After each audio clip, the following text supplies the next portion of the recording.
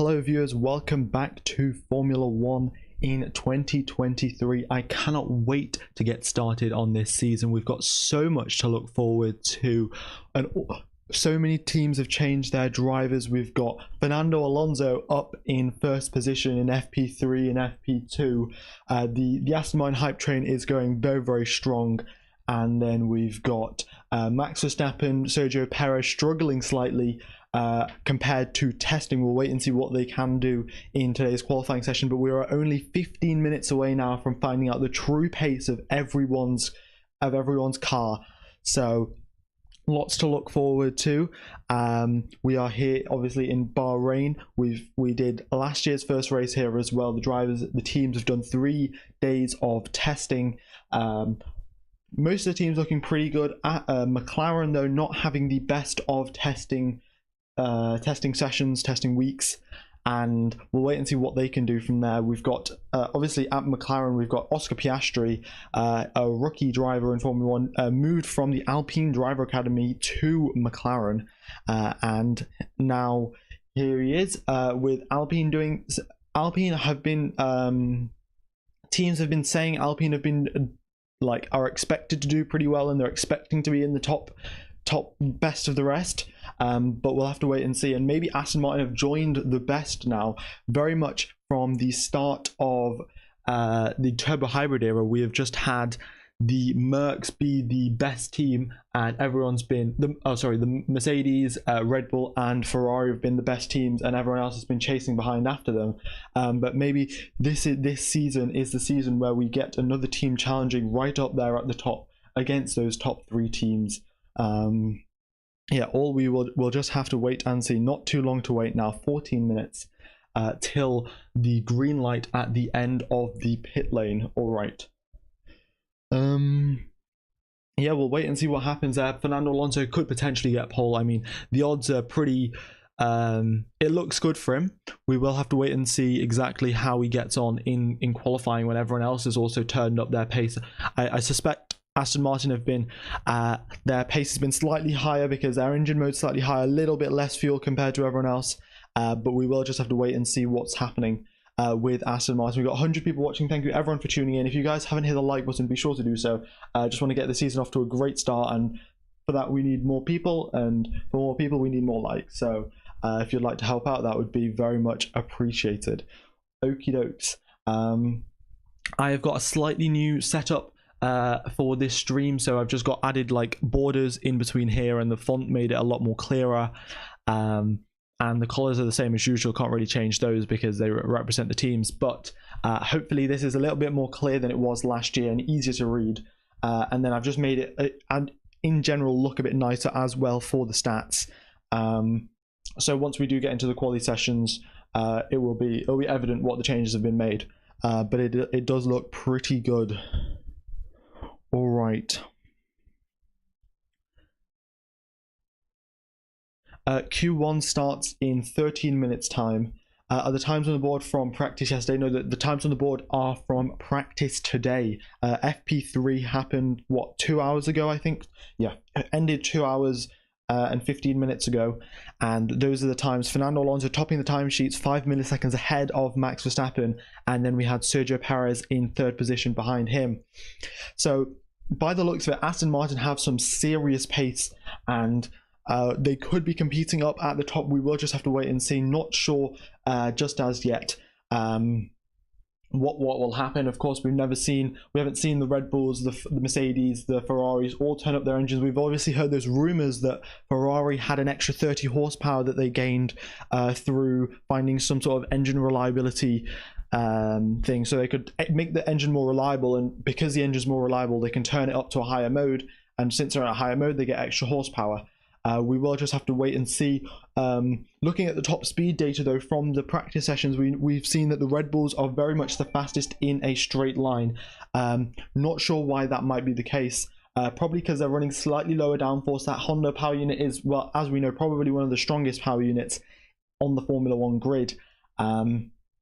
But yeah, also down at Mercedes, we have a bit of a split strategy going on.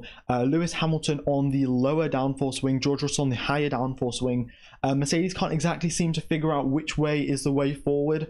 George Russell's opted for the higher downforce, Hamilton with a lower downforce. So maybe Hamilton will be quicker in quali, and George Russell will be quicker in the race. But we'll have to wait and see. Mercedes still fiddling around with their setup and not exactly where they want to be. This circuit isn't ideal for them. George Russell, Lewis Hamilton both said that this circuit is probably the worst circuit to start off at for Mercedes if you want to see where they're actually at, because it's not representative apparently. Mainly the reason they're saying is because this circuit, the asphalt that was laid onto the track was laid all the way back in the 2000s, and it has not been upgraded whatsoever, or has not been resurfaced since.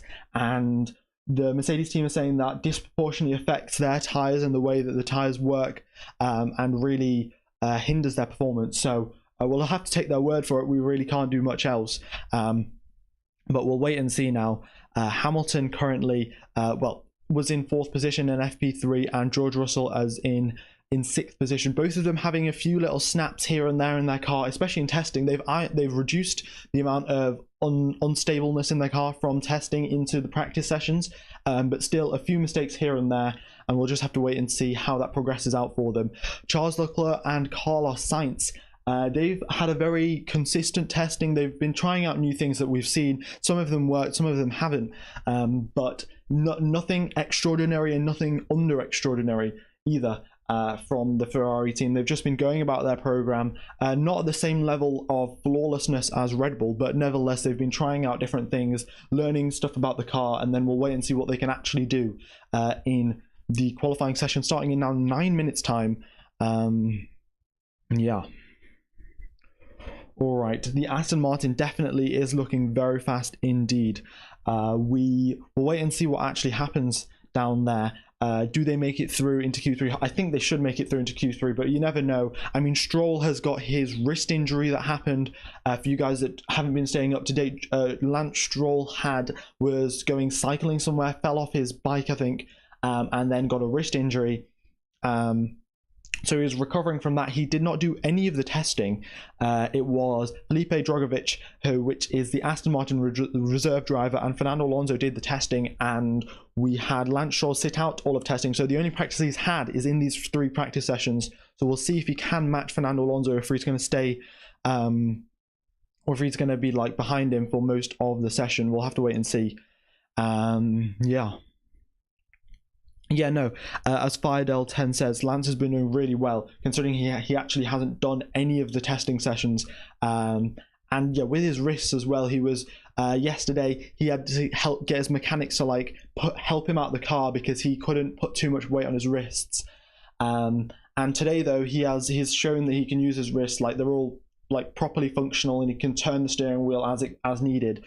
So we'll wait and see what he can do. Yeah, and then just talking about the other teams, we've got Alpine with now Fernando Alonso moving out and Pierre Gasly coming in. So 2 French drivers at the French team. Aston Martin have said Alpine are the ones. Alpine are faster than them, and you should not pay attention to the fact that we're doing so well, and you should pay attention to Alpine instead. But I think that might be Aston Martin kind of just throwing the attention away from themselves. And yeah, because looking at the testing, Alpine had their car set up extremely stiff, and it was bouncing all over the curbs and the circuit, and it was rather strange, to be honest. And they had quite a lot of porpoising, which was kind of things that we had last year. But yeah, very, very strange. We'll have to just wait and see what happens there with the Alpines. Yeah. Oh yeah, by the way, the track isn't clear. I will just fix that. Ooh. There we go. It will clear up once stuff starts moving. Once drivers start moving on the track, it will clear up. I think that's a bit of the YouTube algorithm, the compression algorithm, that's kind of blurring it out. Okie dokes. 7 minutes now till we get underway. So let's just talk about the other teams. We've talked about the teams at the top, but Williams, we have got Logan Sargent, a driver from America now. It's been a very long time since we've had a driver from America in Formula One, and this year he's got 3 home races, which is absolutely brilliant for him. And we've got, well, the Williams team, they've been performing kind of well. Nothing extraordinary. Of course, they had very good top speed performance last year, and the same can be said about this year looking at the top speed data, but not too much that we can draw from Williams' car and Williams' performance over testing. The other thing is that Williams have had more wind tunnel time because they haven't been the fastest car. So compared to the top teams where they get like cut down amounts of wind tunnel time, we have Alpine with Williams with more wind tunnel time, and we're going to see how if that's like helped them out, and we'll wait and see if they go further up the field. Hello, C Paul, good to see that you're back. Who is my new favorite F1 driver? Probably, I'm just going to jump on the Fernando Alonso hype train. Vettel was at Aston Martin before. Now Fernando Alonso's there, and I'm just gonna say that Fernando Alonso is gonna be like the driver that I root for.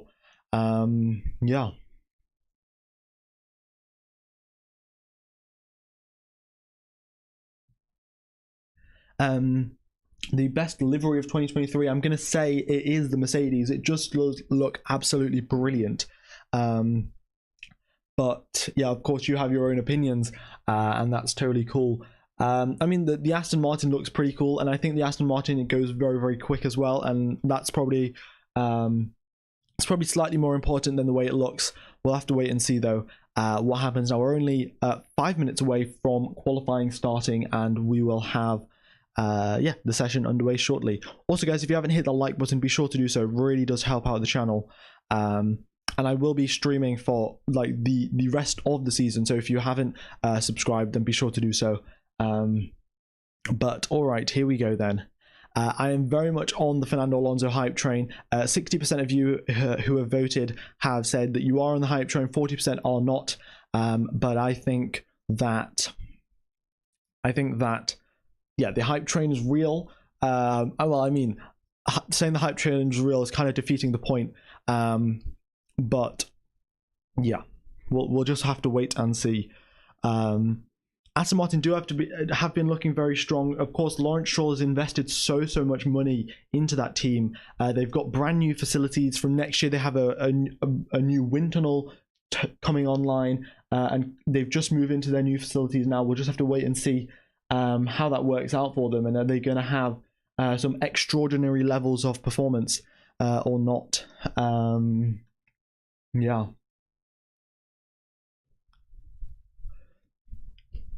Okie dokes.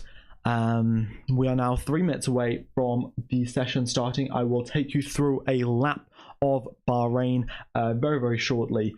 But yeah, we have 15 corners on this circuit, and they are 9 to the right, 6 to the left, and we have 57 laps of racing tomorrow, and lots to look forward to. I mean, 3 DRS zones. Overtaking is going to be very, very not very easy, but it will be significantly easier with the new cars, the DRS as well. But yeah, currently we are in the night has begun in Bahrain. The floodlights are on. Air temperature, track temperature is falling, and we are here for round number 1 of the 2023 Formula One season. At qualifying at Circuit in Bahrain. All right.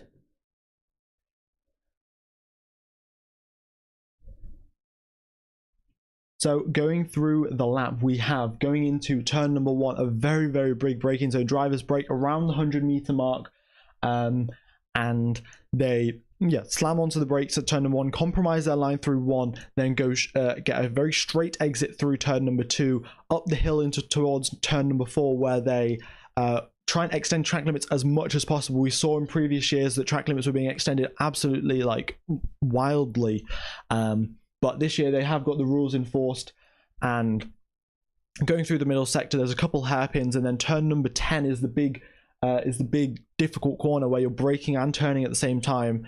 Then you go through down the back straight, onto turn number 11, which is an uphill long left-hander, and yeah, very harsh on those tires, and the tires start overheating through that section, and then you've got the two last corners of 13, 14, and then 15, which isn't really a corner if you get 14 right, and then yeah, that's the end of the lap. But we've seen drivers struggle with tire overheating issues here, because of if you push too hard in the middle section of the lap, by the time you get to third part of the lap, you kind of lose a bit of that tire performance because they start overheating. But we will just have to wait and see. But we are now literally 1 minute away from qualifying beginning. If you haven't hit the like button, be sure to do so. It really does help out the channel.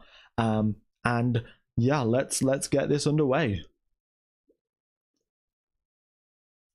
Some other facts about this circuit: the drivers spend 63% of the lap at full throttle.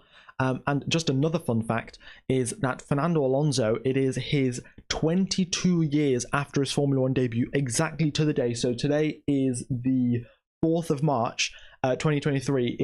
On the 4th of March, 2001, Fernando Alonso made his Formula 1 debut. And 22 years later, here we are. Fernando Alonso, we're riding the Fernando Alonso hype train. We'll wait and see what he can do. Can he score that pole position, or can he even make the front row? We'll have to wait and see. 20 seconds now till the green light at the end of the pit lane, and all the drivers file out the garage to start their first qualifying lap of the season. Okie dokes. This is it then. 9, 8, 7, 6, 5, 4, 3, 2, 1. Q1 is underway. The drivers are coming out of the drivers should be coming out of the grid, and there we go. We see Yuki Tsunoda come out of his pit box. So same for Nick de Vries, and qualifying is underway. Okie dokes. Here they are coming out onto the track. Yes, both on soft tires as to be expected. Let's quickly just change this up so we have which tires the drivers are on. Here they are, the tires. That should load up once they hit the first sector mark. Charles Leclerc coming out of his garage as well. Charles Leclerc, Carlos Sainz. If you guys are new to Formula 1, we have 3 qualifying sessions. First one being Q1, next one being Q2, next one being Q3. In Q1, the 5 slowest drivers get eliminated. In Q2, the next 5 slowest drivers get eliminated, and then in Q3 we have a top 10 shootout to see who can set the fastest lap of the qualifying session. Sorry. So that is qualifying. We have 18 minutes in Q1, 15 minutes in Q2, and then 12 minutes in Q3. Oh, this is interesting. We've got the Ferraris coming out on medium tires. Not exactly sure why they're doing that, but they must be pretty confident if they're going to go out on the mediums. Yeah, not exactly sure why you'd want to do that first qualifying session of the season as well. Like, you probably don't want to risk it, but this might just be Ferrari's strategy, you know? Like, we've seen Ferrari do so many things, so many weird things. We'll have to wait and see if it's actually a good idea or not. But yeah, medium tires seems like a strange choice, but Ferrari know their car better than we do, so let's not judge just for now. Later on, we get like 2-3 races into season, we can do all the Ferrari slander that we want, because there's probably going to be quite a lot of stuff to slander about, because it is Ferrari. But you know, let's back off for the first quali session of the season. Yeah, it's not a Binotto decision, it's someone else completely. We've got Frederick Vasseur, in fact, being the team principal of Ferrari, new for this season. We've got a different strategist as well, so we'll have to wait and see. Do Ferrari keep doing Ferrari things? But Yuki Tsunoda, Nick de Vries are on their way to start their qualifying. Well, in fact, they are underway on their first qualifying lap. Yuki Tsunoda a 29.5 in the first sector, and Nick de Vries basically matches him through the first sector. So Nick de Vries doing a good job, at least for the first part of the first qualifying session the first part of his first lap in his first qualifying session. Nick de Vries matching Yuki Tsunoda. Right, going through the middle sector, we got Yuki Tsunoda, nicely done through turn number 10. I mean, getting that braking perfect is extremely difficult. We've seen Carlos Sainz, Nico Hulkenberg, Kevin Magnussen, loads of those drivers locking up into turn number 10, but Tsunoda and De Vries get through very nicely. De Vries, in fact, faster than Tsunoda through the middle sector. Oh no, sorry, Tsunoda faster than De Vries through the middle sector. But Sainz goes faster than Tsunoda as expected, and Charles Leclerc looks like he's backed out of his first lap. Looks like he made a little bit of a mistake going through into turn number 2, and then hence has backed out. But Tsunoda crosses a line to set the first lap time of 2023, a 1 minute 32.1. Nick De Vries goes 7/10 behind, 1 minute 32.9. Of course, it is his rookie season, so there's not that much pressure on him. But of course, he is a seasoned race car driver. He hasn't just come up through F2 now. He's been in WEC, been in Formula E, so he's got a lot of experience under his belt, and we'll wait and see how that translates against Yuki Tsunoda. Carlos Sainz crosses a line, goes slower than Yuki Tsunoda by 0.3 of a second, although he is on the medium tyres. And Mario Isola, the head of Pirelli, has said that the difference between the soft and the medium tyres is around about 1 second in terms of pure raw pace. Not talking about like race distance, just like full quali lap. The distance, the gap between the soft and the mediums it's 1 second. So Sainz expected to be 8 seconds faster than 0.8 faster, than Yuki Tsunoda. All right, we have, by the looks of it, got a red flag apparently. I will just confirm what this so-called red flag is. By the looks of it, everyone's still driving around normally, but on the heads-up display it looks like we've got a red flag warning. I'm not exactly sure why that's the case, but I guess we'll have to find out. Yeah, it looks like we've got a red flag. Everyone else is driving very, very slowly indeed. Yeah, okay, dokes. Let me just change that to a red flag. Yeah, very strange though. There's no particular reason, nobody crashed or anything, but we are waving the red flag, and I'm not sure why. I will find out just in a second, because what I'm watching on YouTube, not on YouTube, sorry, what I'm watching, like the Sky Sports thing, is slightly delayed. So yeah, I have to like wait about 30 seconds or so till I actually find out what the reason is. Oh, the reason was just a tiny little piece of debris on the circuit. Yeah, we have a little bit of debris on the edge of turn number 1 by the looks of it. Yeah, and that is why we have a red flag. Rather strange to call a red flag for a little bit of debris. You could have put a yellow flag or a safety car, but we have got a red flag, which is slightly strange, but hey ho, I guess safety first. Yeah,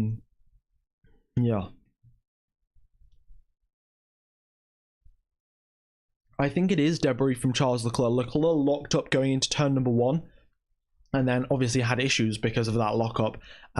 So yeah.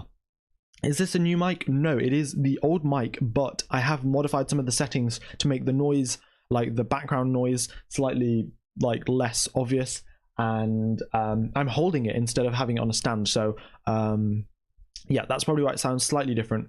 But yeah, it's a red flag because there's a little bit of debris. There's something fell off Charles Leclerc's car. We're not exactly sure what it is, but something has, and yeah, the marshals will pick that up, and hopefully the mechanics have spare parts to replace it, because of course, being the first race of the season and with such tight deadlines to get everything built, teams don't necessarily have spare parts for like the obscure parts. Like they probably don't have a spare engine cover or something, because it's quite unlikely that you're going to have an engine cover like get damaged and also you not be out of the race.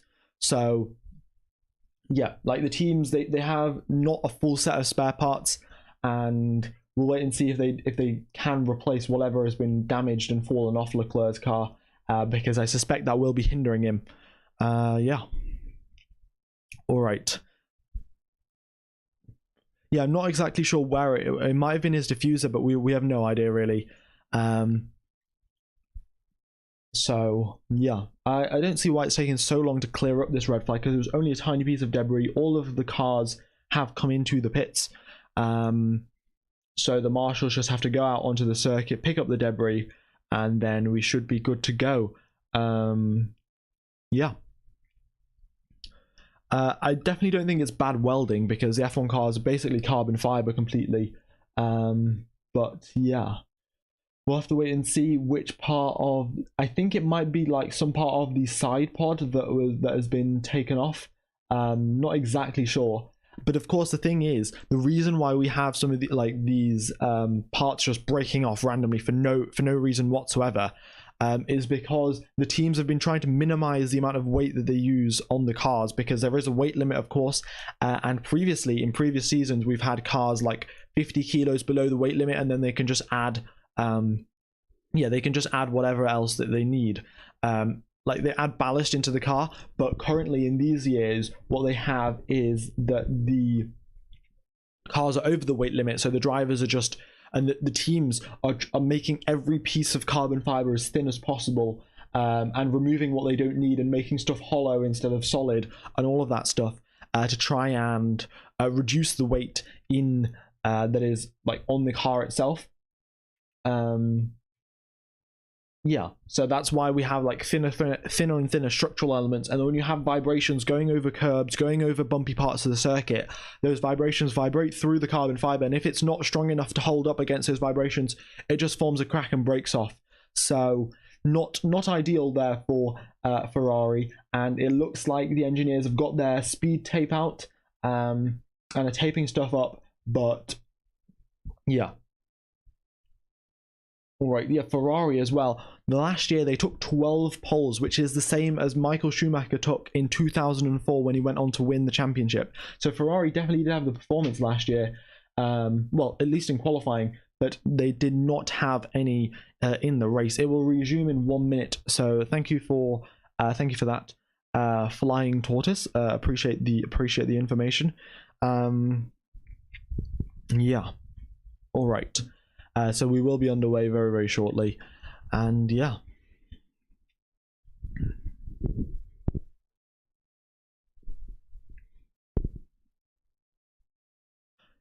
So let me know what your predictions are in the chat. Who do you think is going to end up on pole position?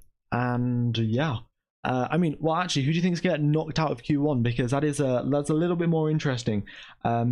Obviously, all of the teams, they say they want to improve and they're gonna strive. We hear this so often. Like from the midfield teams, we hear McLaren, Aston Martin, Alpine, all being like, "Oh, we want to be best of the rest. We want to close the gap to the top three," and we hear that every single year.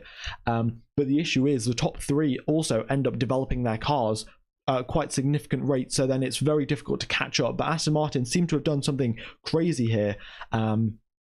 They have got, well, they've took a lot of engineers. They've took some aerodynamicists from Red Bull, some team strategists from Mercedes.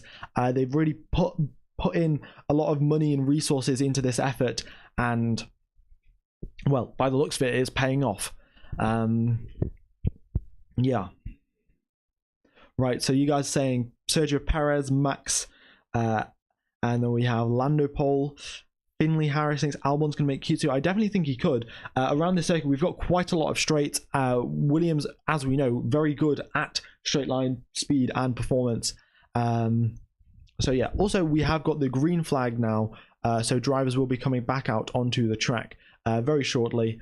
So there we go. Guan Yu Zhou out onto the circuit. So is Valtteri Bottas and Kevin Magnussen and Alex Albon as well. And then expecting Nico Hülkenberg to come out as well.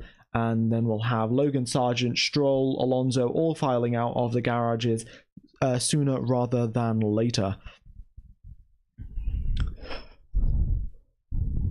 Alright, nobody crashed. We just had a bit of debris on the circuit, so that is why we had a red flag. Nobody's crashed, not as yet though. So we'll wait and see now. We've got quite a few drivers coming out on track, the Red Bulls as well. We'll wait and see how this goes then.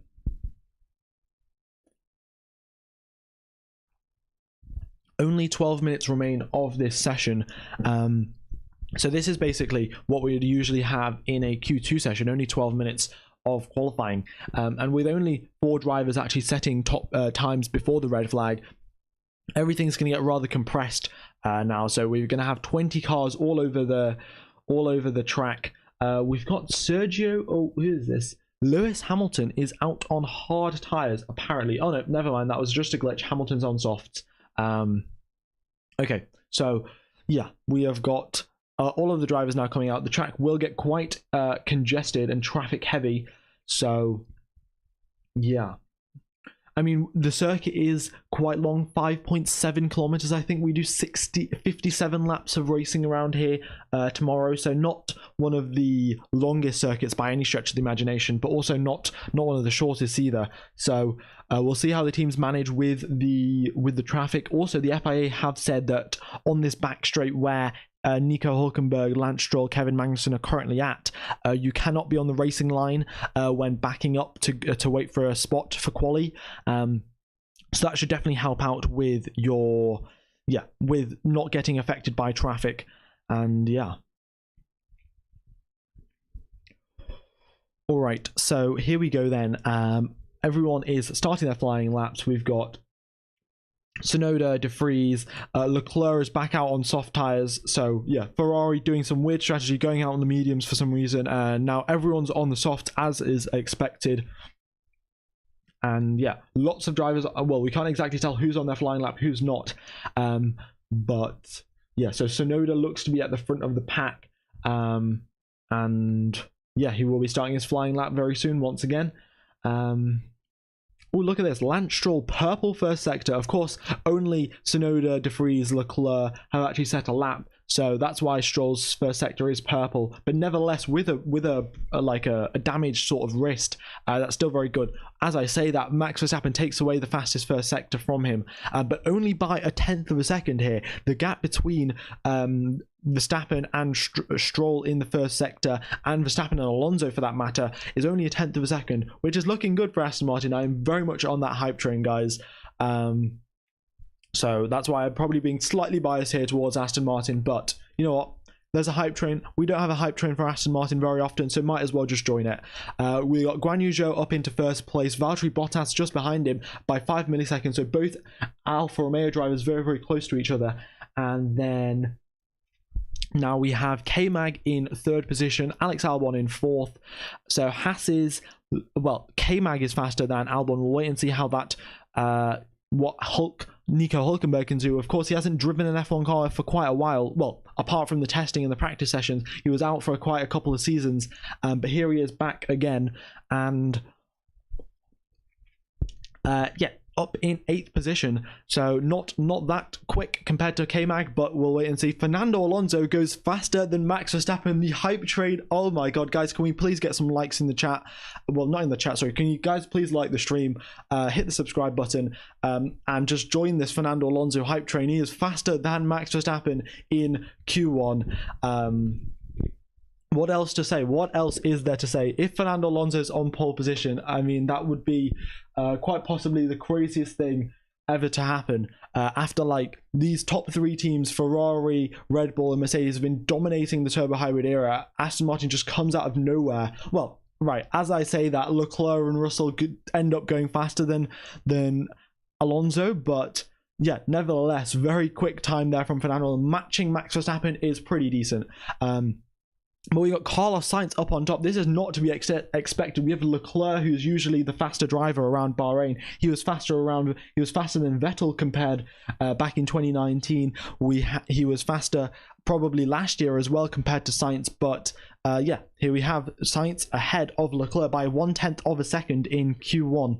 Then we have George Russell in second position. Mercedes have turned that pace up out of nowhere. George Russell running the higher downforce rear wing compared to Lewis Hamilton. Hamilton 5/10 of a second behind him, and there's nothing Hamilton can do about it now because they are under parc fermé regulations. So he can't make changes to his rear wing unless he wants to go and start from the pit lane in tomorrow's race, which he probably doesn't want to do. So Hamilton, unfortunately, looks like he might have went the wrong way with the strategy and is with the lower downforce wing compared to George Russell. Yeah, all of the drivers now, everyone has done their first qualifying laps, and we have got Lance Stroll is down in 20th position. His lap time got deleted for extending track limits. But looking at the bottom 5 now, we have Pierre Gasly, Nico Hulkenberg, both McLarens, and Logan Sargent. Now, of course, Logan Sargent is a rookie, fair enough. But the McLarens, they do not have any sort of pace whatsoever. I mean, 1.5 seconds slower than the Ferraris. Last year they were significantly closer, but this like winter season, they just have not made the strides that they probably wanted to. And here they are down in 17th and 18th position. Yeah, you've really got a feel for Lando Norris. He's got a long-term deal signed with McLaren, and he's obviously been putting in all of the work behind the scenes, but it just has not translated into any sort of performance gain on the circuit. All right.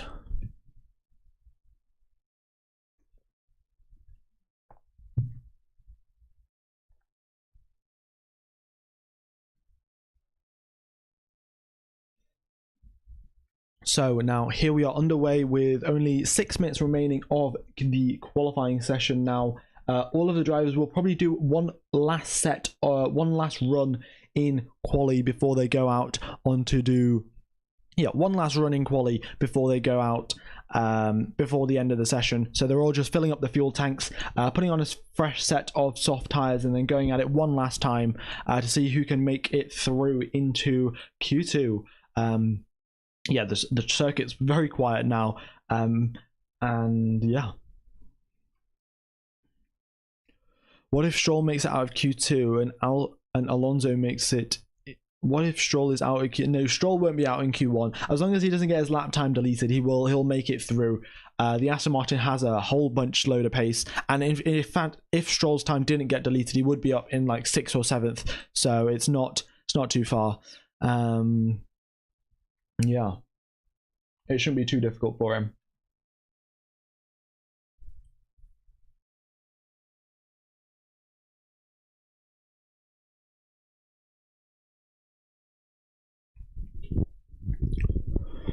All right then.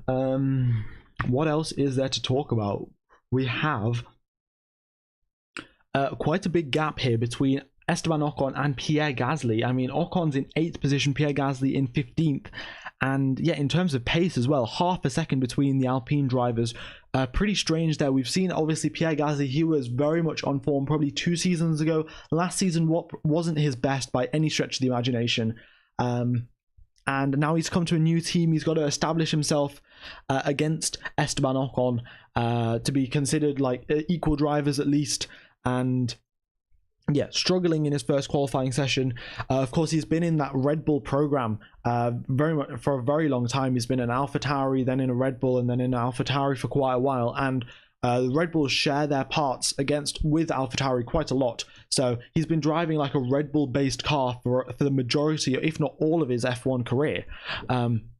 So when you switch to Alpine, which is a completely different engine and a completely different design philosophy and setup, and like the way that the car is built and everything is completely different compared to Red Bull. It's to be expected that it's gonna take a while to adapt.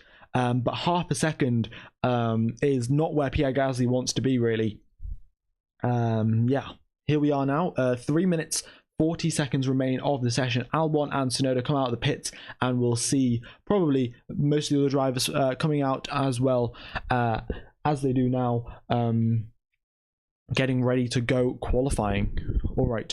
Also, guys, if you haven't hit the like button, be sure to do so. It really does help out the channel. We've got like 1,300 people watching, but we haven't even got 200 likes. So, if we could hit the like button, that would be very much appreciated. Yeah. All right. So we have now got Albon. Well, in fact, everyone is coming out of the pit. I'll be surprised though if Ferrari come out, because Ferrari, they already went out. Oh well, Ferrari went out on a medium set of tires at the start of the session. So if they want to use 3 sets of tires in Q1, that is totally up to them. But it probably isn't the wisest thing to do, considering that they have a limited amount of tire choices.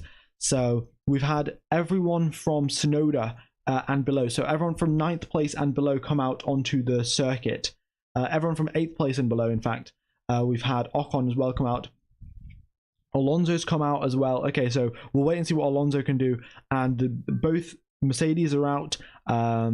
Verstappen's come out, so that probably means Perez is also going to come out. So by the looks of it, everyone... Oh, Leclerc's out as well. So everyone's just coming out to set a lap. Alex Albon right at the front of the queue. Yuki Tsunoda backing them up. Stroll as well, right behind Yuki Tsunoda. Going to overtake him, I think, going into turn number 13. But in fact backs out of it, and they're just going to form an orderly queue so they can get their runs in. All right, we have 2 minutes left of the session. Alex Albon starts his flying lap. Sergio Perez is the last driver out of the pit lane. Tsunoda starts his lap. Then we've got Lance Stroll behind him. All right. I think Alex Albon will get hit with a bit of traffic, but it should be all right. It should be by the time he should get hit by the traffic only down the back straight, which shouldn't affect him too much because the driver should get out the way in time. And yeah. All right then, so let's have a look at the timings. Alex Albon, green first sector, he improves. So does Yuki Tsunoda. The track, of course, will be getting more and more rubbered in as we go on. We've had F2, F3 race here today, and yeah, the more Pirelli tyres you have driving over the circuit, the faster it's going to get. And with the air temperature dropping as well, the later you go to do your lap, the cooler it'll be, and the better it will be for your tyres and overall lap time. So Magnussen and De Vries do not improve. Then we have Zhou as well improving. Bottas is improving as well. Everyone just making their way through now. Nico Hülkenberg coming out the final corner to start his lap. We've got quite a big queue and only 41 seconds left on the clock. We got Leclerc, Sargent, Verstappen, Russell, Hamilton, Perez all in a queue, and they've only got 30 seconds to make it through. I don't think they'll be able to do it. I mean, unless they perfectly time a 5-second gap between all drivers, it looks like these drivers aren't going to make it across the line, especially Sergio Perez right at the back of that queue. Verstappen starts his lap, maybe potentially blocking Tsunoda as well. It got pretty close between those two drivers at the final corner. Tsunoda does get a little bit of a toe coming down the straight, so that probably is going to help him out. And now we've got 5 seconds left of the session. Sergio Perez, can he make it across the line? By the looks of it, he just makes it across the line by the narrowest of margins. But here they come then. Lance Stroll crosses the line with a purple third sector up into 5th position. Guan Yu Zhou across the line into 11th. Valtteri Bottas improves up into 10th place. Lando Norris currently in 18th, crosses the line now up into 13th place. Good improvement there from Norris. Hopefully that can keep him out of Q1. Pierre Gasly in 17th position, crosses the line up into 15th. Very much on the cusp of the elimination zone. Esteban Ocon, who's currently in 14th place, crosses the line and moves his way up into 11th, making himself much more safe. Fernando Alonso improves in the first sector, has a slower second sector, comes across the line once and does not improve his lap time. Next up is Oscar Piastri in 19th position, 2 green sectors from him. Across the line he goes into 17th place. Unfortunately, he has been knocked out. Nico Hülkenberg in 19th place, 2 green sectors, 3 green sectors, but unfortunately still in 17th position on the leaderboard. Logan Sargent currently in 20th place, rookie season, first ever qualifying. Here he comes across the line and he goes up into 16th position, so close. In fact, he gets the exact same lap time as Lando Norris, but because Lando Norris said it before him, Lando Norris gets to keep that position. That is ridiculous. Lando Norris and Logan Sargent, the exact same lap time, a 1:31.652, and Norris gets out of Q1 and Logan Sargent unfortunately does not. All right, Nico Hülkenberg all the way up into P6. That is crazy. I don't know how he's done that. I mean, the Haas car, of course, they get extra wind tunnel testing time because they weren't as strong last year, but I don't know how he's put it up in 6th position. Yeah, that's quite frankly incredible. I don't know what to say really. Hopefully we can see more of that, but I mean, yeah, where he's got that pace from, I have no clue, because Kevin Magnussen's still in 18th, a full 6/10 behind his teammate. Absolutely crazy scenes indeed. Nico Hülkenberg done a solid job back on his return of Formula 1. So yeah, first qualifying session probably what, in 4 years, 3 years now, for Nico Hulkenberg. Nicely done. Makes his way through into Q2. The checkered flag is out, and we will make it through. Now we will go through into Q2 in a matter of minutes. All right.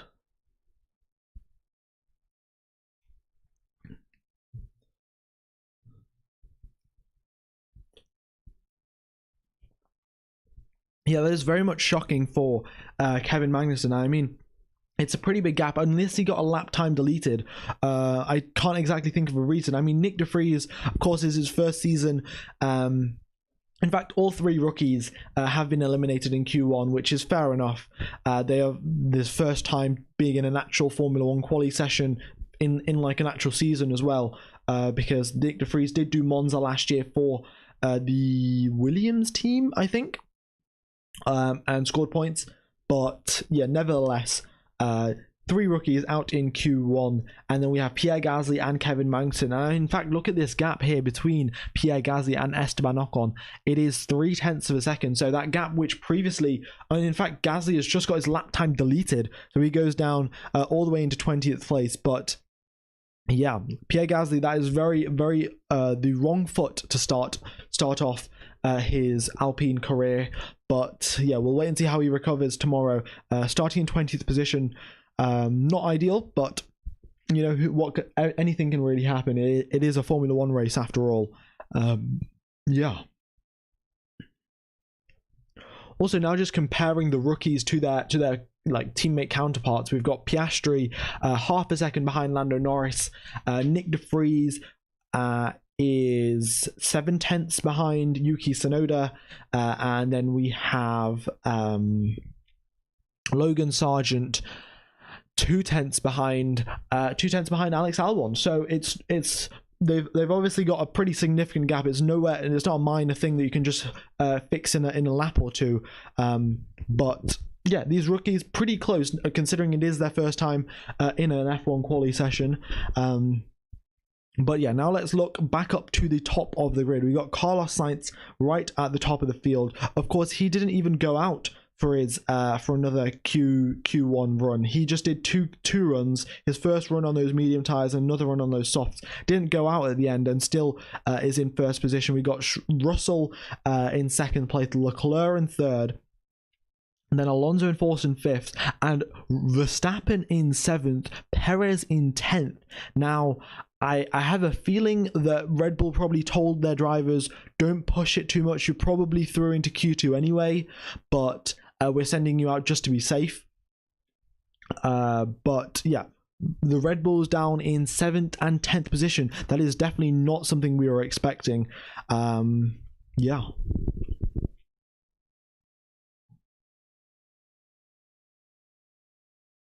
Also, guys, if you haven't hit the like button, be sure to do so. We've got nearly 1,600 people watching, but if you haven't hit the like button, that would very much be appreciated. Yeah, hopefully I can commentate for the rest of the season for you guys. That would be brilliant. So if you could like, subscribe, that'd be great. But Q2 will be starting very, very shortly now. The top 15 drivers will get another qualifying session to go through. Track conditions getting slightly cooler, of course. The sky getting darker, the floodlights getting brighter in comparison, and yeah, the circuit getting faster and faster with more and more rubber and colder temperatures. Yeah.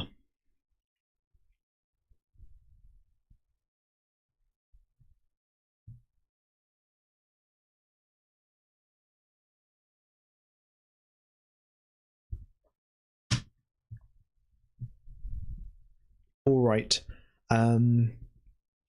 Yeah, so it'll be like a minute or two, I think, before Quali actually, well, Q2 gets underway. But yeah, maybe it will be a four-way battle for the top.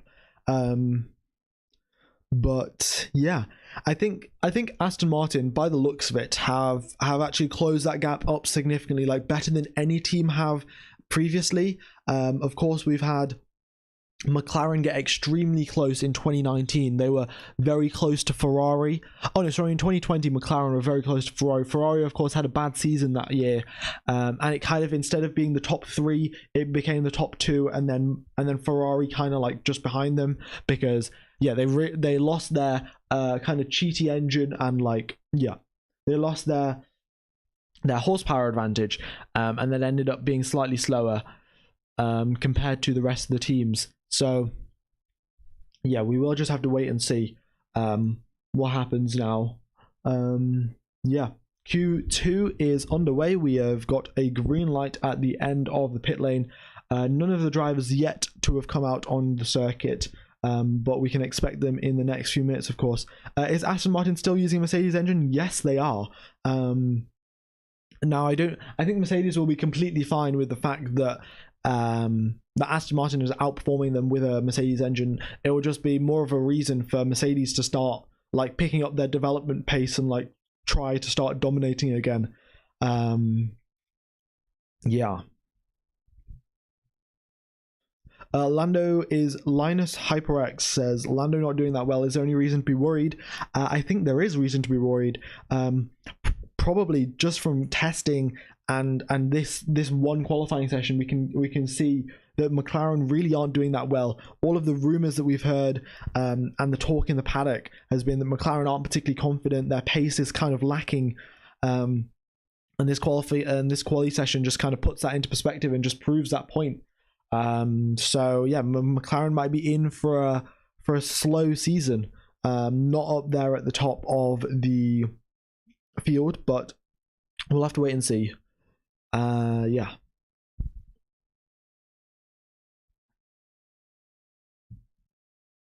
Well, in fact, let's have a quick look at the top speeds. So we can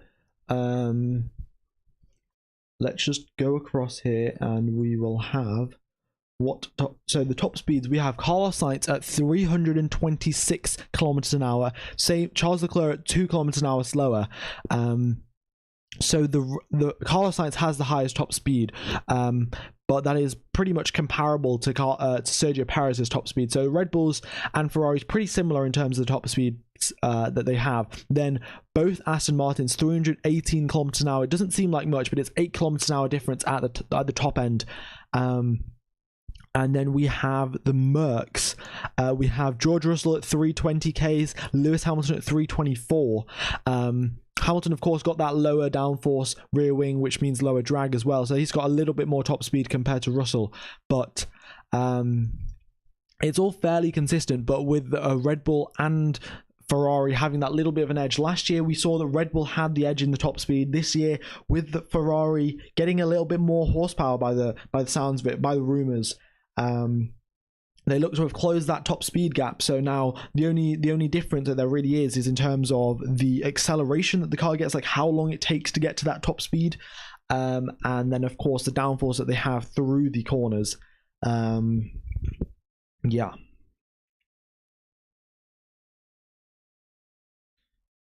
Yeah, Gasly did have an absolute shocker. He got his lap time deleted, of course, but even if he didn't get his lap time deleted, still would have been in 17th position. So nevertheless, not ideal there for Pierre Gasly. And he got his lap time deleted at turn number 4, where we saw that whole kerfuffle with Verstappen and Hamilton, like back in 2021.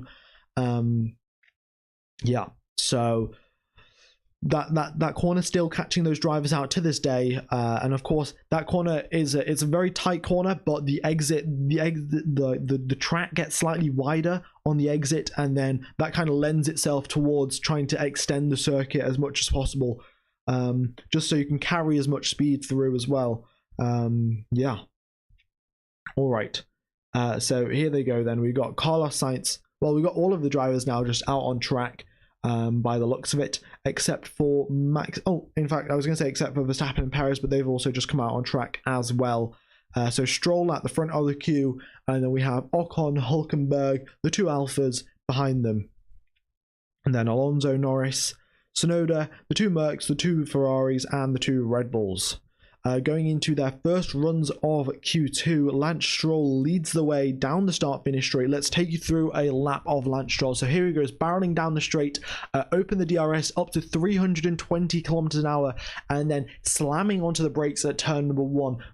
Compromising his exit here as well, so he gets a very good entry into turn number 2, and that's exactly what he does. Then straight up the hill, DRS once again enabled at turn, now going into turn number 4. He got his lap time deleted in the previous session, so this time he's going to be extra careful, hitting those brakes, carrying the speed through, does not extend track limits this time by the looks of it. Through now into 5, flicks the car left, flicks the car right again, and now going into the hairpin. It's very tricky, this braking zone, but Lance Stroll gets it right, hits that apex as well. Now through into turn number 10 with a tailwind here, it gets extremely tricky. You got to be braking and turning at the same time, trying not to lock those front lefts. Stroll gets through very nicely indeed. Yeah, isn't improving on his lap time. His lap looks pretty clean, but is not going faster than he was previously. Fernando Alonso, though, does have a purple first sector, so this is looking good for Aston Martin. Stroll now up through turn number 12. It's a very uphill corner there, into braking for turn number 13. Comes across the second sector line, purple through the second sector from Lance Stroll, and now into the final 2 corners. If he nails turn number 14, turn number 15 practically doesn't exist, and Lance Stroll gets that done very nicely. A little bit of oversteer on the exit, but now opens the DRS, crosses the line, 1 minute 32.3 for Lance Stroll. Not that quick of a lap, but we'll have to wait and see. Esteban Ocon goes half a tenth behind him, and then next across the line we have Nico Hülkenberg. Had a mega lap in Quali in Q1, and here he goes into first position by quite a significant margin there. Compared to Lance Stroll, 0.3 of a second. Both Alphas are behind Nico Hülkenberg, so Hülkenberg doing a brilliant job. Here comes Fernando Alonso, purple in the middle sector, purple in the third sector, and then goes 0.8 ahead of Nico Hülkenberg. What a lap! All right, next up we're gonna have the reference times now of Russell and Hamilton. See where they go. So here they go. Russell now coming out of the final corner. He goes 8 milliseconds ahead of Fernando Alonso. So, and then Hamilton goes a tenth ahead of George Russell. Next up is the Ferraris. And looking at this, Max Verstappen, 2 purple sectors for him. So it looks like the Red Bulls still have their pace.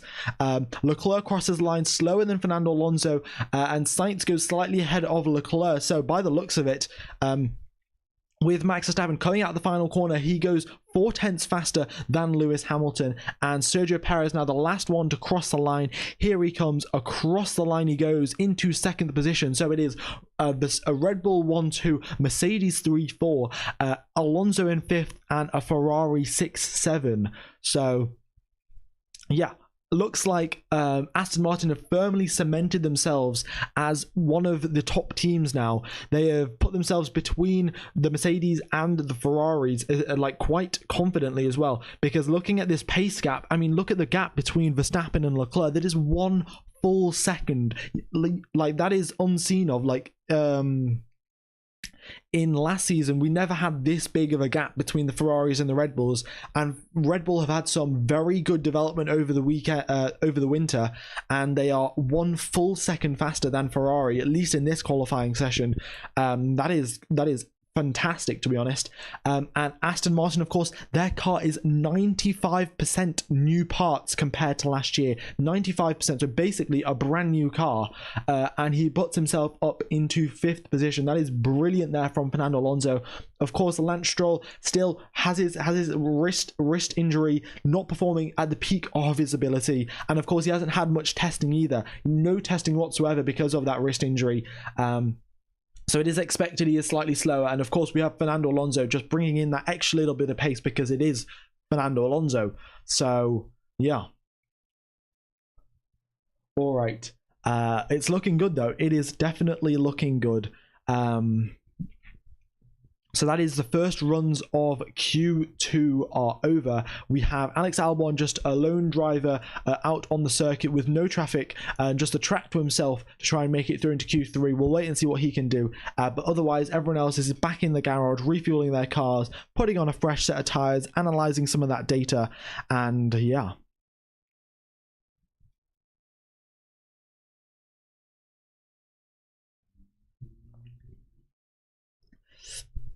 No, Vettel. Troy Lewis says. Well, someone's saying that Vettel was bad in the Aston Martin. This car is completely different. As I said, it was 95% different. Like the car is 95% of the parts are brand new for this season. So yeah, Vettel might as well have just been driving a completely different team's car at that point. 95% new parts. That's like a whole new regulation change, basically. So Aston Martin, of course, Lawrence Stroll, he invested a whole bunch of money into the team. And like they got new facilities and everything. So yeah, this car is like usually after a rule change, the year after, we get evolution on the previous car. So 2023 car is an evolution of the 2022 car. But Aston Martin, they have a brand, like they've completely revolutionized their design, completely different design from last year. And yeah, they've done it very well indeed. Yeah. Also, Nico Hülkenberg doing a brilliant job. I mean, I'm not sure what happened to Kevin Magnussen's pace in Q1, but Nico Hülkenberg is driving the absolute wheels off that Haas, and he's up into 8th position. I mean, that is ahead of both Alfa Romeos, ahead of Lando Norris as well. Of course, the McLaren isn't that quick. But Nico Hülkenberg, after 3 years on the sidelines of Formula One, he is back up and performing fantastically in today's qualifying session. Alex Albon on his flying lap now, green through the first sector, it's the slowest first sector out of anyone in Q2, in fact, so it's not ideal for Albon. Going through now the back straight with the DRS open, looks like he's not going to make it through into Q3, but that is to be expected. The Williams, they've improved their car a bit. They're no longer the worst car, but yeah, they still got a ways to go till they can firmly cement themselves into Q3 territory. All right. So now with 3 minutes left of the session, we have the rest of the drivers coming out: Ocon, Hülkenberg, Zhou, Bottas, Tsunoda. And as we are expecting, the rest of the teams will be coming out as well very shortly now. Yeah. Also, we've got 2,000 people watching, guys. If you are enjoying the stream, I very much would appreciate it if you could hit the like button, subscribe. It would really help out the channel. I will be commentating all year long for qualifying and races. So yeah, a like would be very much appreciated.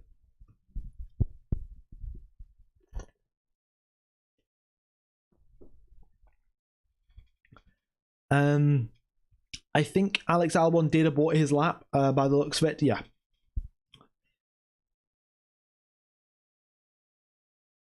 All right.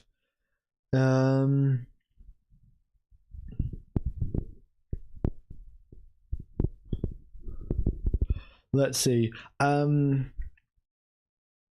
that much going on. All of the drivers now just warming up their tires, weaving around, getting some temperature, and getting those brakes in the correct area as well. We saw Lewis Hamilton complain in Q3. Oh no, sorry, not in Q3. In FP3, that his rears were overheating, like even before the lap started. So it's pretty difficult to get those tires in the perfect window.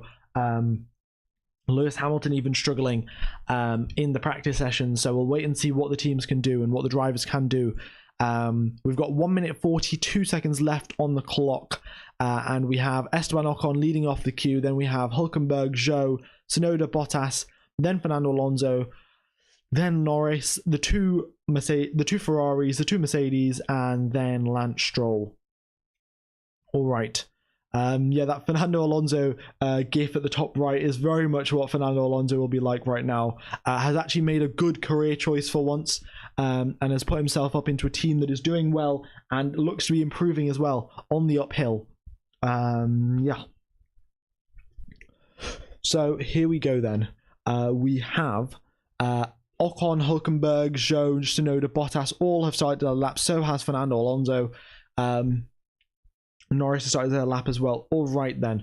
So as the drivers make their way through, we've got 50 seconds left till the clock goes to 0. All the drivers, no one's in danger of missing out on their lap. We've got Russell, Hamilton, Stroll all now making their way through. And let's have a look at these sector times going through. Everyone has improved so far.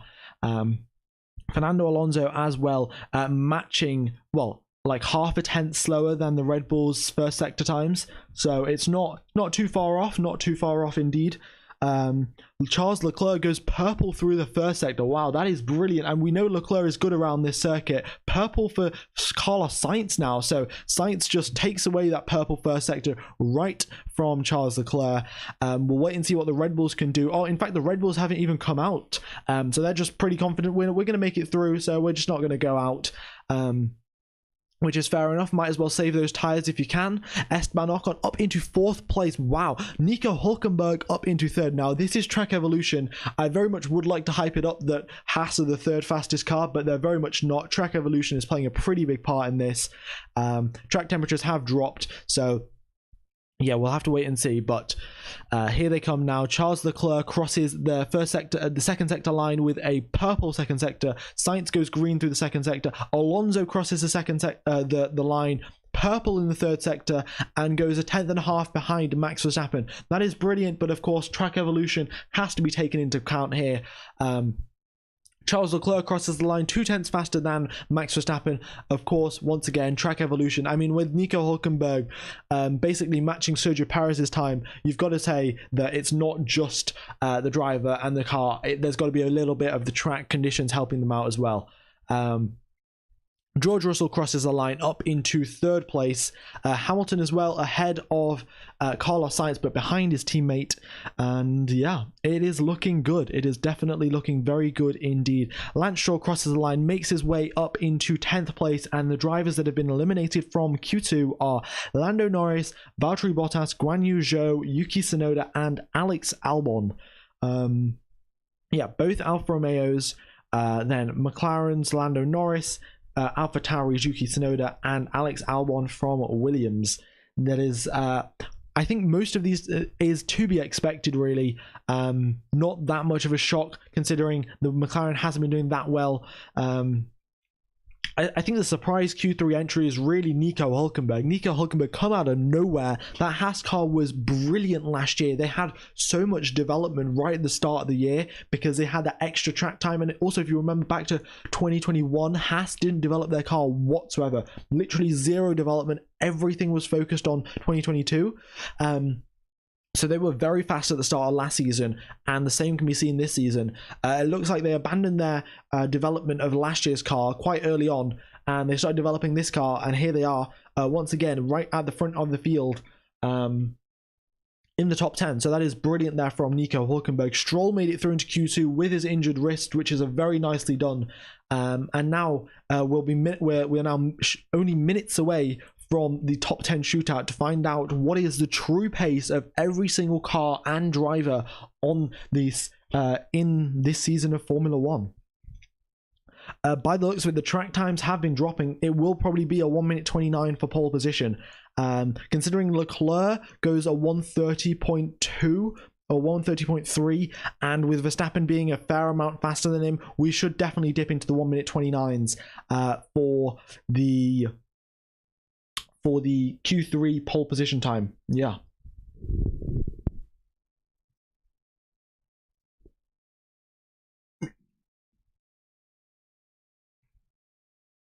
All right.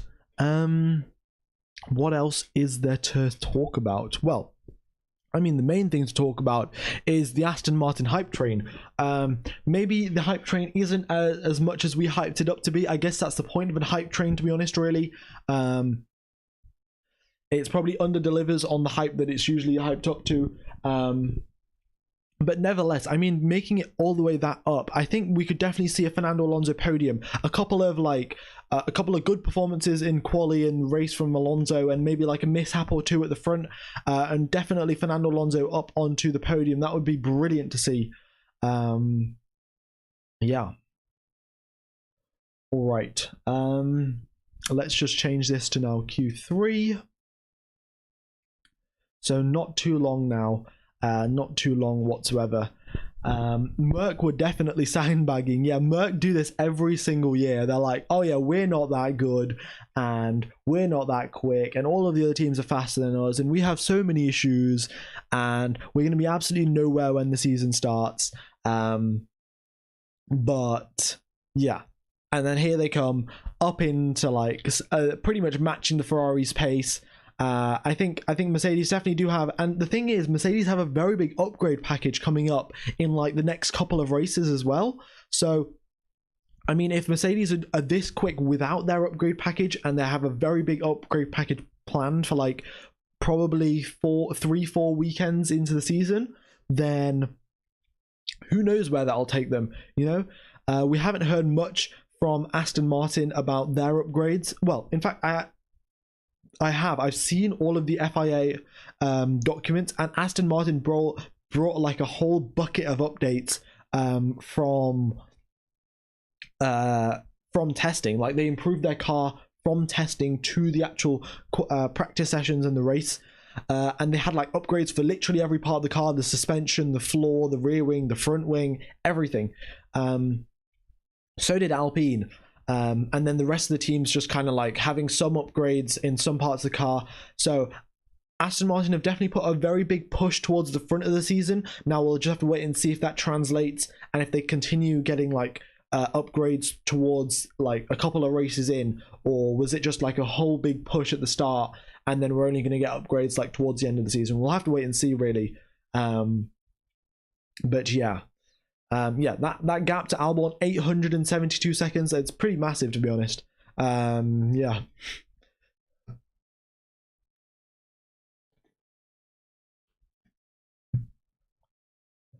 All right. So we should be underway for Q3 very, very shortly now.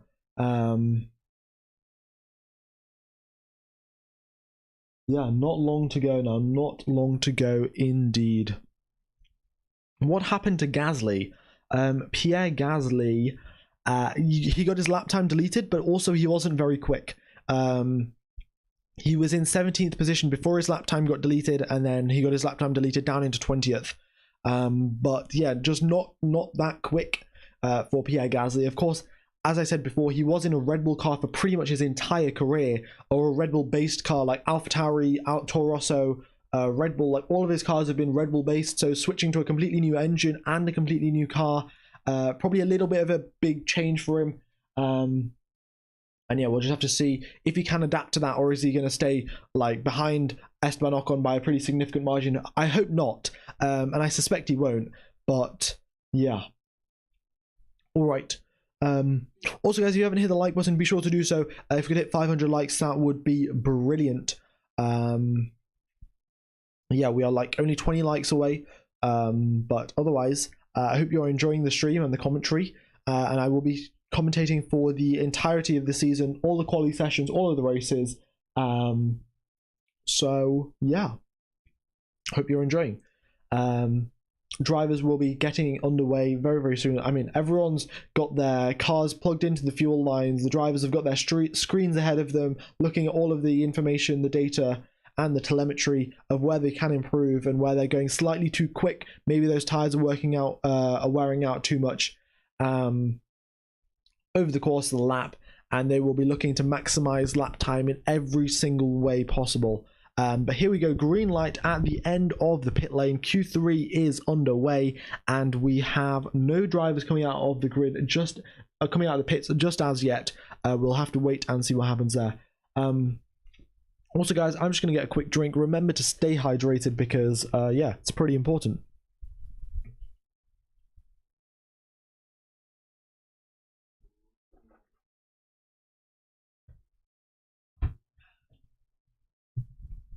All right, then.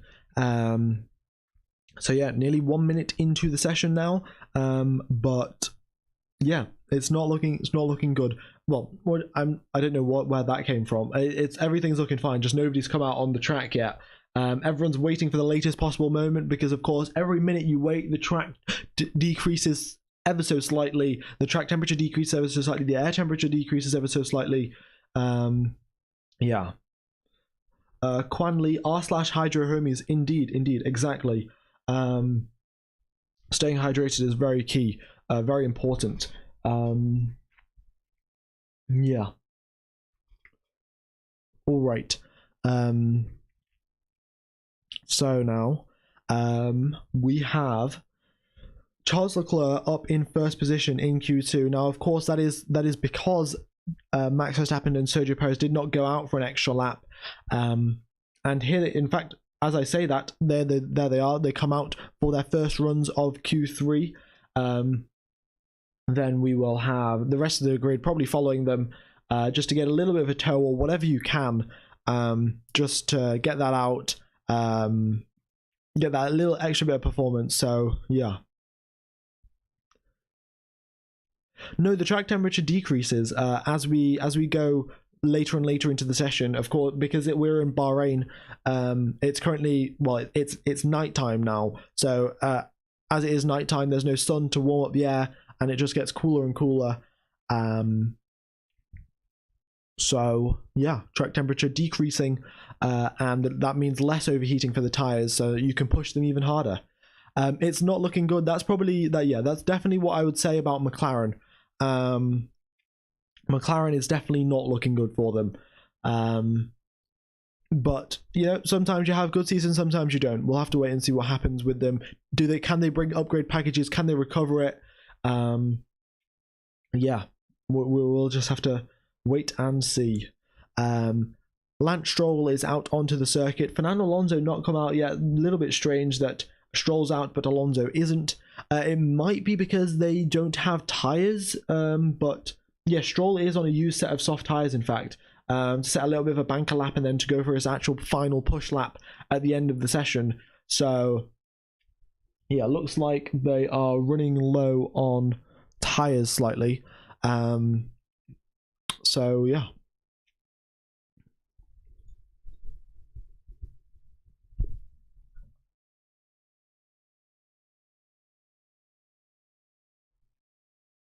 Okie dokes. So here we are then. Max Verstappen, Sergio Perez are leading the way, going through into now start their laps. So let's have a look. In fact, if I click here, is that gonna... Oh, well, this is quite useful. Max Verstappen going purple. He is green through the start straight, purple through the rest of it. Purple first sector, of course, from him. Yeah. All right. Well, this is probably a pretty nice graphic for you guys to have. And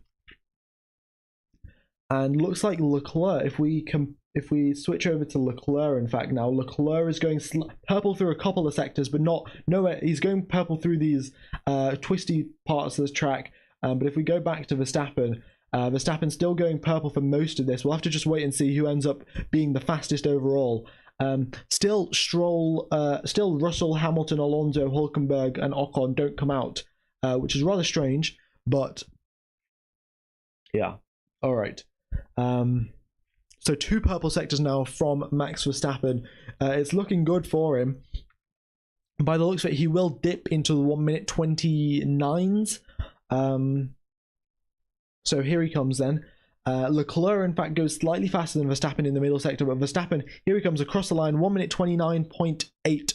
So, yeah, firmly into the 1 minute 29s. Sergio Perez crosses the line, goes 2.5 tenths behind Max Verstappen. Charles Leclerc is next to cross the line. He goes 1 tenth behind Max Verstappen. And then next is Carlos Sainz. He crosses the line and he goes 2 tenths behind Sergio Perez. So it's looking pretty even up at the front there. So the Red Bulls and Ferraris pretty similar to each other. Very close to what we had last year. Of course, last year we had the Ferraris slightly ahead. Hence, they got like 12 poles last season. But yeah, nevertheless, it's close enough. A little bit of performance and a little bit of like magical wonder from either one of the drivers can put them up into pole position. All right, though. Now with 6 minutes left on the clock, we have Fernando Alonso, Nico Hülkenberg coming out onto the circuit. So this means that Alonso is going to set his lap with an empty track. There's just going to be Nico Hülkenberg behind him, but that's not going to really distract him. Yeah, because with 6 minutes left on the clock, it's going to be extremely tight to do an outlap, in-lap. Oh, well, no, an outlap, a flying lap, and in-lap.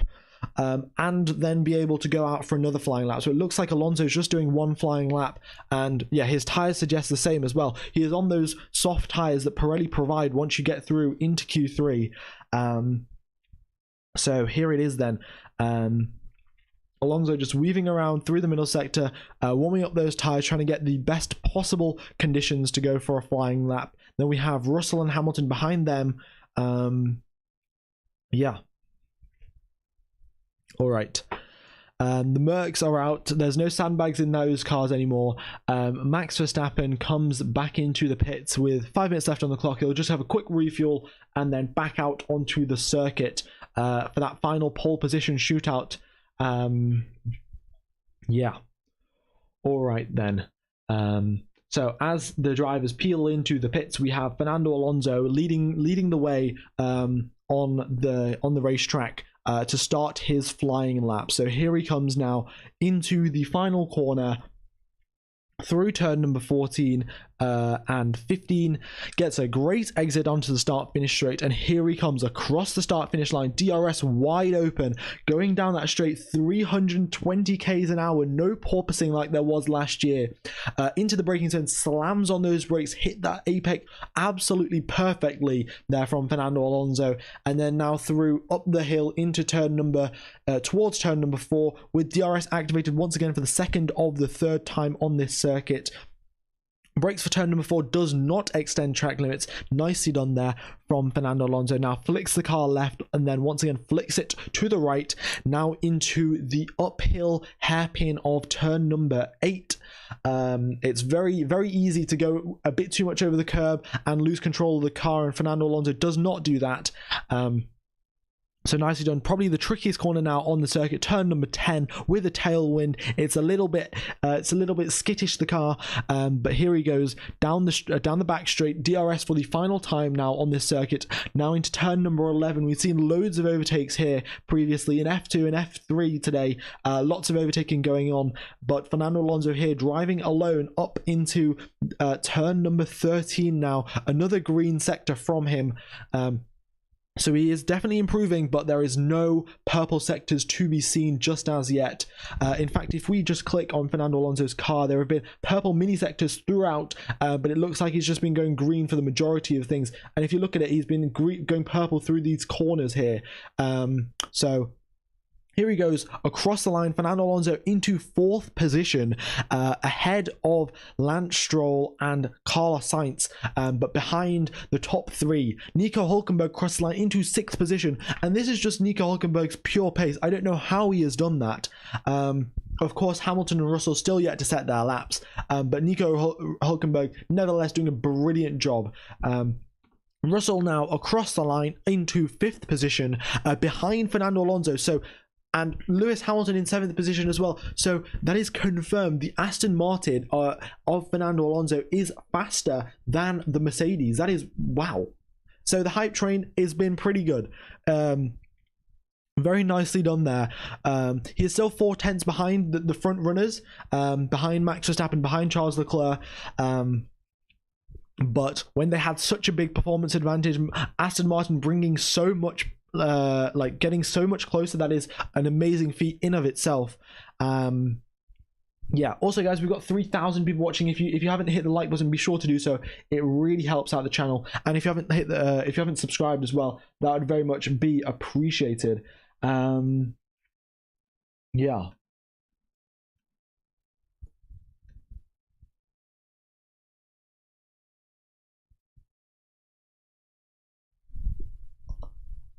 All right. And yeah, the thing is that Aston Martin have the exact same engine as Mercedes, and they're outperforming them. Now, of course, Mercedes do have an upgrade package coming in the works, but nevertheless, Aston Martin doing a brilliant job.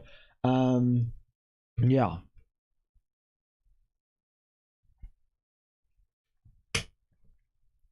Also, just another quick thing to consider. From 4th place to 7th place, they basically have the exact same lap time. We've got Fernando Alonso for a 1:30.3 between in 4th position, and then we have Lewis Hamilton once again a 1:30.3. There is half a tenth in between 4th and 7th place, so it's very, very close in between the Ferraris, the Mercedes, and the Aston Martins. I think it's very much Red Bull, Ferrari, and then Mercedes, Aston Martin, like as a little, like, if you were to rank them, like it would be Ferrari and Red Bull together, and then Aston Martin and Mercedes together. But now, with 33 seconds left on the clock, we have Verstappen starting his flying lap, Sergio Perez starting his flying lap, and Carlos Sainz starting his flying lap. Charles Leclerc does not go out again. I am not sure as to why he has done that. I don't think it must be because he doesn't have another set of tires. Because by the looks of it, everyone who's gone out now is on a used set of tires. I think that's been caused by the fact that in Q1 we had that red flag, which means everyone had to use one extra set of tires. So all of these laps that are being currently set are on used sets. So Verstappen doesn't improve through the first sector. Perez does. Stroll is the only driver that is on a fresh set of tires, so we'll wait and see where he can go. If he can match Fernando Alonso, then that pace in that car is truly real, because if Stroll can extract the pace, then it's not just Fernando Alonso being a fast driver, it's Lance Stroll as well. Well, here we go. Stroll crosses the line. He goes 9/10 behind Verstappen, half a second gap between himself and Fernando Alonso, which is pretty big. You have to obviously take into account the fact that Aston Martin, Lance Stroll has a wrist injury. He hasn't done any testing in this car, but nevertheless, I think the Fernando factor, probably that extra 1/10 or 2, is coming out to help him. Yeah.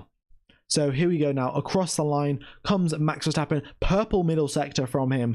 Let's see, can he extend that gap? Yes, he can. He improves by 0.2 of a second to consolidate his lead at the front. Sergio Perez crosses the line. He goes, it is a Red Bull 1-2 unless Carlos Sainz can do anything to stop it. And by the way, both of these drivers have improved on used sets of tires. So we've got a Red Bull 1-2, a Ferrari 3-4, Aston, and then Fernando Alonso just up there in 5th place, and then Russell and Hamilton in 6th and 7th position. But that is qualifying for you guys in today. Yeah, that's qualifying for you guys. Not much else to say about it, really. What an amazing qualifying it has been.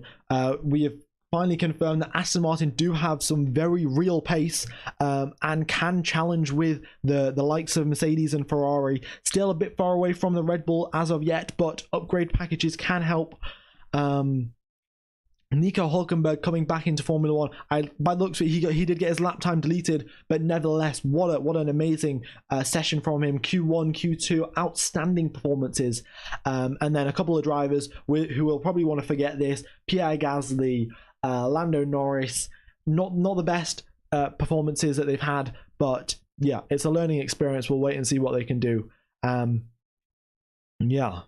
That has been qualifying for you guys. Thank you everyone for tuning in. I will be streaming on tomorrow's race, and when I end today's stream, it should take you over to tomorrow's stream.